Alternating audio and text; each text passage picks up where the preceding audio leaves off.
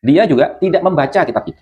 Dari mana Kiai Haji Imaduddin Usman Al-Bantani itu mendapatkan referensi-referensi di dalam membangun argumentasinya untuk menyatakan bahwasanya nasabnya para habaib ini keabsahannya diragukan berdasarkan penelitian dari berbagai macam sumber literasi kitab.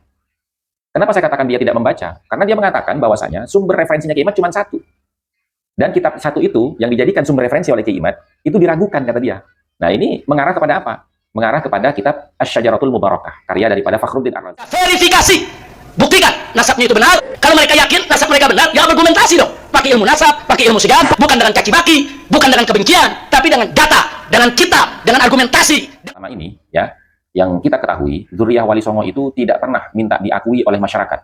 Akan tetapi, Dzurriyyah Wali Songo itu, ya, mempublikasikan dirinya sebagai Dzurriyyah Wali Songo hanya untuk menghubungkan kembali ikatan hubungan silaturahmi antar keturunan Wali Songo yang menyebar dari barat sampai ke timur, sehingga akan terjalin, ya, ikatan silaturahmi keluarga besar keturunan Wali Songo dari berbagai macam jalur.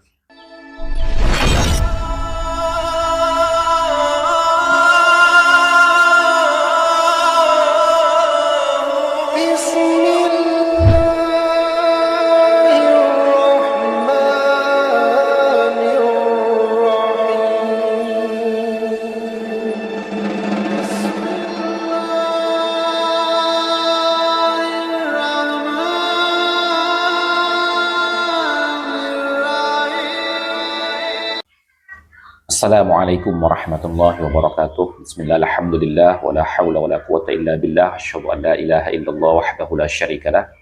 Wa asyhadu anna sayyidina wa nabiyyana Muhammadan abduhu wa rasuluhu alladzi la nabiyya ba'dah. Allahumma salli ala sayyidina Muhammad wa ala ali sayyidina Muhammad, amma ba'du. Para saudara-saudariku sebangsa setanah air dimanapun kalian berada, para sahabat-sahabatku, para subscriber, para netizen yang budiman, selamat datang kembali di channel Gus Hasan Asy-Syarif Official. Semoga kita selalu dalam keadaan sehat jasmani dan rohani kita, dimudahkan segala urusan kita, dilancarkan rizki kita dan diberkahi hidup kita fid dini wa dunya wal akhirah. Amin Allahumma amin. Baik teman-teman, pada kesempatan video kali ini saya kembali ingin mengulas, ya, perjalanan kronologi dari terjadinya polemik nasab yang kemudian menjadi diskursus publik selama 3 tahun terakhir ini, ya, di mana pada saat itu ada seseorang, ya, tokoh yang dengan lantang meminta kepada keturunan Wali Songo, di mana sebelumnya keturunan Wali Songo ini banyak mengalami intimidasi, persekusi, dan penolakan-penolakan dari kalangan Ba'alawi, yang mana mereka menyatakan bahwasanya keturunan-keturunan Wali Songo ini adalah tidak benar secara data dan secara literasi dalam disiplin ilmu nasab, sehingga dia meminta kepada orang-orang yang mengaku sebagai keturunan Wali Songo untuk melakukan adu argumentasi, adu data, dan kemudian berdasarkan kajian-kajian dan juga disiplin ilmu nasab di dalam kaedah-kaedah dan syarat-syarat menetapkan sebuah nasab, sehingga bisa diakui orang yang mengaku sebagai dzurriyyahnya Wali Songo. Padahal selama ini, ya, yang kita ketahui, dzurriyyah Wali Songo itu tidak pernah minta diakui oleh masyarakat. Akan tetapi, dzurriyyah Wali Songo itu, ya, mempublikasikan dirinya sebagai dzurriyyah Wali Songo hanya untuk menghubungkan kembali ikatan hubungan silaturahmi antar keturunan Wali Songo yang menyebar dari barat sampai ke timur, sehingga akan terjalin, ya, ikatan silaturahmi keluarga besar keturunan Wali Songo dari berbagai macam jalur. Dan mereka tidak pernah meminta validasi dari siapapun, ya, masyarakat, apalagi dari Ba'alawi.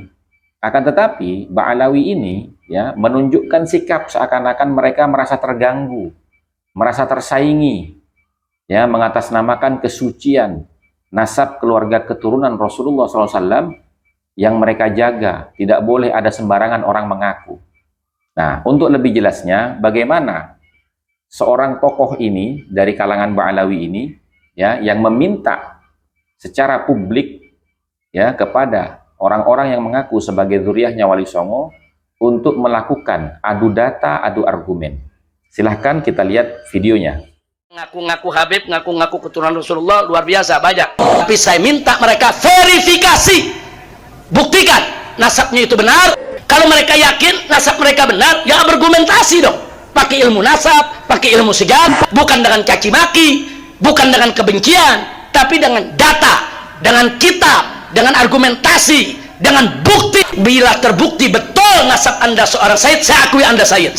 Nah, yang palsu ini, saudara, harus kita bersihkan. Nggak boleh ada di tengah-tengah kita kebohongan dan kepalsuan. Setuju?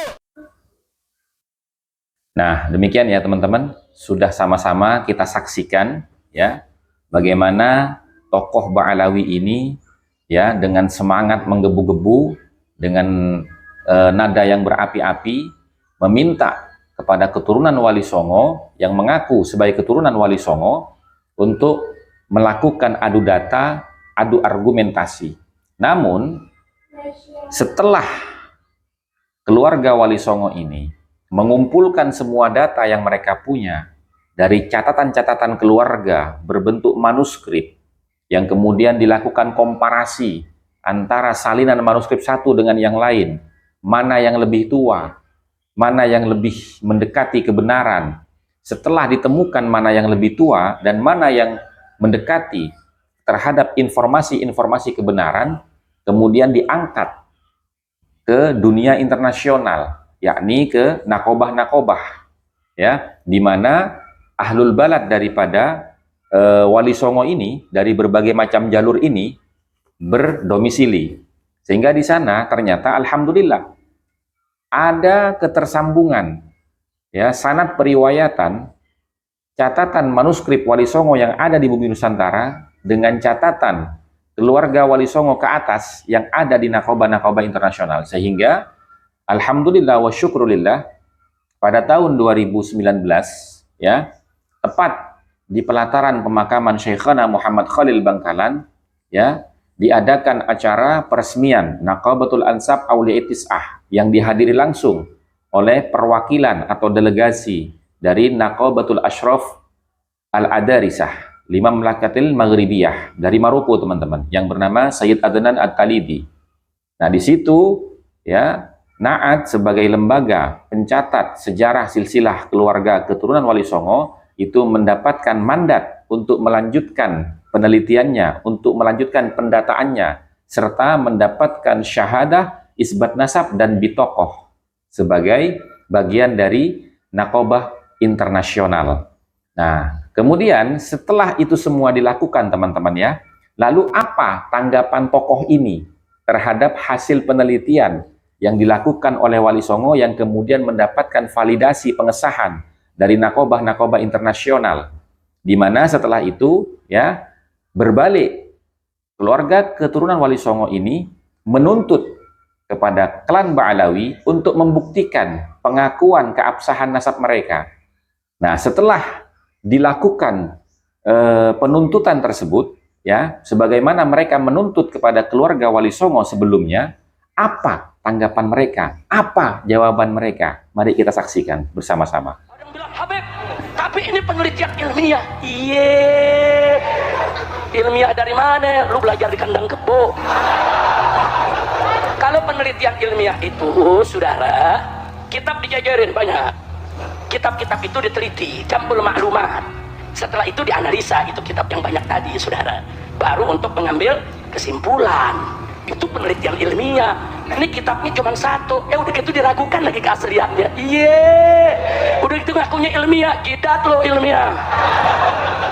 Masya Allah, insya Allah kapan-kapan nanti Habib Hanif sudah menjawab dengan sangat bagus, argumentatif, saudara. Insya Allah kalau nanti saya ada waktu, kalau ada waktu, bukan ngadepin begal kan buang-buang waktu, saudara. Kalau ada waktu, nanti kita berikan jawabannya yang tuntas. Setuju? Setuju? Kalau ada. Nah, sekarang saya mau tanya, nasab habaib nih dibilang palsu. Dirinya ngaku habaib, itu namanya begal apa? Begal nasab. Ada begal nasab. Ada begal nasab. Nah, saya punya amanat pegang nasab, jangan diundang saudara ke tempat-tempat kita. Ini hanya menyebarluaskan fitnah dan mengadu domba antara habaib dengan kiai, bahkan mecah belah umat Islam. Setuju? Terus dia ngomong, ya pokoknya kalau gitu saya nggak ngakuin itu Habib, pas bodo amat. Emang gue pikirin, lo mau ngakuin nggak ngakuin, emang gue minta pengakuan dari lo. Bukan ngomong kayak habaib pada ngemis minta pengakuan. Iya. Emang ada saya datang keluar Batang, saudara akuin nih, saya Habib nih, saya Habib. Habib nih, Habib. Emang ada ngaku-ngaku begitu? Emang Habib Hamid tadi kerama begitu? Gue Habib nih, gue Habib. Ada begitu? Demikian ya teman-teman, sudah kita saksikan bagaimana tanggapan dia, tokoh dari Ba'alawi ini, ketika keluarga Wali Songo atau keturunan dari Wali Songo ini berbalik untuk meminta validasi dan bukti ketersambungan keabsahan nasab mereka kepada baginda Rasulullah SAW setelah ya keluarga Wali Songo ini mengikuti atau menjawab tantangan mereka untuk adu argumen dan data. Ternyata apa? Dari apa yang disampaikan oleh Kiai Haji Imaduddin Usman Al-Bantani di dalam bukunya Menakar Keabsahan Para Habib di Indonesia, ternyata tanggapannya apa?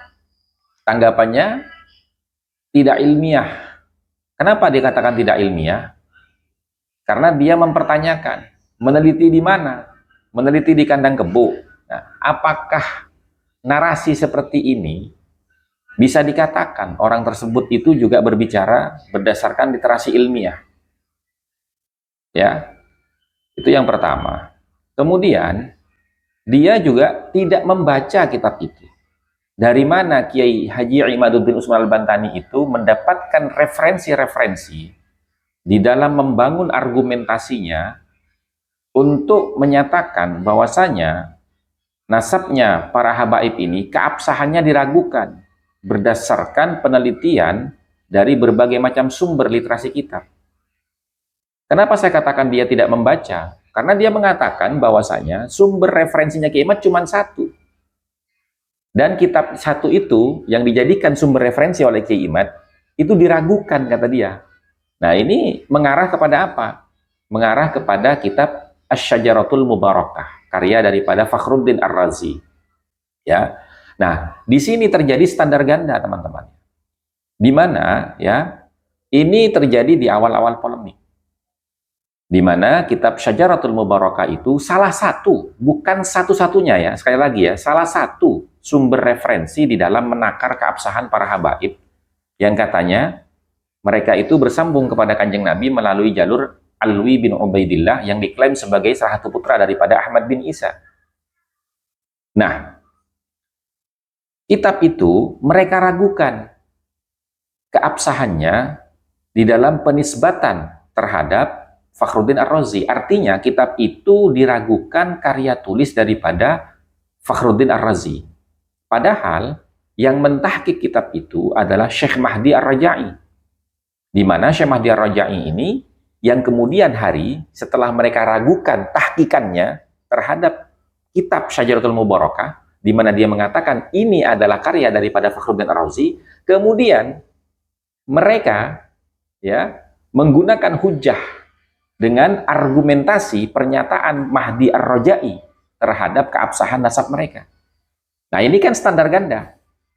Ya, Mahdi Ar-Raja'i ketika mentahqiq kitab Syajaratul Mubarakah yang kemudian diyakini bahwasanya kitab itu memang tertulis di covernya karya daripada Fakhruddin Ar-Razi, itu tidak dipercaya oleh mereka. Akan tetapi pernyataan sepihak Mahdi Ar-Raja'i terhadap keabsahan nasab Ba'alawi yang tidak jelas sumber referensinya dari mana, hujahnya seperti apa, alasannya apa, itu mereka jadikan hujah dalam berargumentasi. Ini standar ganda. Ya.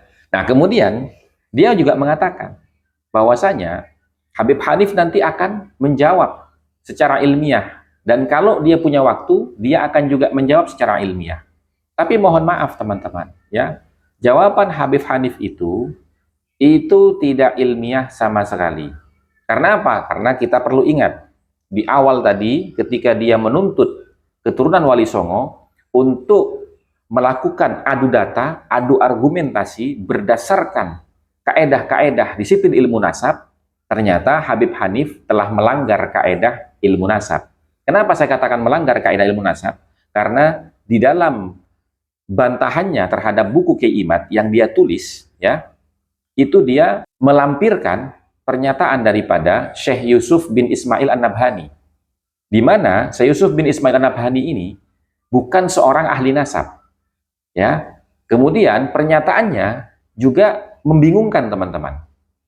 Jadi tidak bisa pernyataan Yusuf bin Ismail An-Nabhani yang dilampirkan oleh Habib Hanif di dalam berhujjah melawan menakar keabsahan nasab Ba'alawi daripada Kiai Imaduddin Utsman Al-Bantani itu sebagai bentuk isbat nasab terhadap nasab Ba'alawi. Kenapa? Karena ada beberapa alasan.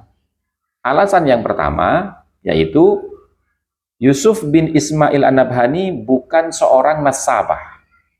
Sehingga sesuai dengan kaedah ilmu nasab di dalam kitab Rasail fi Ilmil Ansab halaman 104 tertulis di situ wala ibrata bitaqrirati man laisa min ahli dirayati bin nasab. Tidak dianggap sebagai bentuk isbat nasab keterangan-keterangan dari siapapun yang bukan ahli di bidang ilmu nasab. Nah, itu. Alasan yang kedua, pernyataan Yusuf bin Ismail An-Nabhani ini sering kita sampaikan ya di berbagai macam platform dan juga berbagai macam momen pertemuan atau diskusi yang kita sampaikan, bahwasanya pernyataan daripada Yusuf bin Ismail An-Nabhani ini terlalu berlebih-lebihan, tidak sesuai dengan fakta dan realitas sejarah yang ada. Contoh misalkan ya, redaksi yang dia sampaikan yang kemudian dikutip oleh Habib Hanif di dalam membantah bukunya Kiai Imad, yaitu bahwasanya para Ba'alawi ini qad ijma'atil ummatul Muhammadiyah fi sairil a'sari wal aqtar. Ya, bahwasanya nasabnya Ba'alawi ini, kata Yusuf bin Ismail An-Nabhani, itu sudah mendapat kesepakatan ijma' ulama bahwasanya nasab mereka itu sahih di berbagai macam wilayah dan sepanjang zaman katanya. Nah, kemudian ala annahum, ijma'nya apa ulama itu? Ala annahum min as-sahih ahli baitin nubuwati nasaban. Bahwasanya mereka itu nasabnya paling sahih di antara keluarga Nabi Muhammad SAW. Nah, ini teman-teman ya, kalau kita telaah ya secara komprehensif berdasarkan kaedah-kaedah ilmu nasab, ini pernyataan yang tidak bisa diterima oleh akal. Kenapa? Yang pertama, Yusuf bin Ismail An-Nabhani itu adalah seorang ulama ahli fikih yang hidup kisaran abad ke-13. Dan di abad ke-13 itu juga terreportase oleh sejarawan bahwasanya ada seorang penguasa Hijaz, yaitu Syarif Aun Ar-Rafiq, yang membatalkan nasab Ba'alawi, kemudian menghukum 70 pukulan tongkat, dan dipaksa untuk menceraikan istrinya karena dia menikahi syarifah-syarifah Mekah dengan nasab yang palsu, teman-teman. Dan melarang mereka untuk menggelari dirinya dengan gelar sayyid maupun syarif. Dan juga melarang orang-orang lain ya menyebut mereka dengan sebutan sayyid ataupun syarif. Kalau melanggar akan dihukum seumur hidup. Artinya, pernyataan tadi qad ijtama'atil ummatul Muhammadiyah, bahwasanya semua umat Nabi Muhammad itu bersepakat ya di setiap daerah di sepanjang zaman akan keabsahan nasab Ba'alawi, itu terbantahkan oleh literasi sejarah yang ada di mana abad dia juga hidup. Jadi di masa dia hidup ada ulama yang membatalkan, bukan hanya satu. Syarif Aun Ar-Rafiq ini pendukungnya banyak.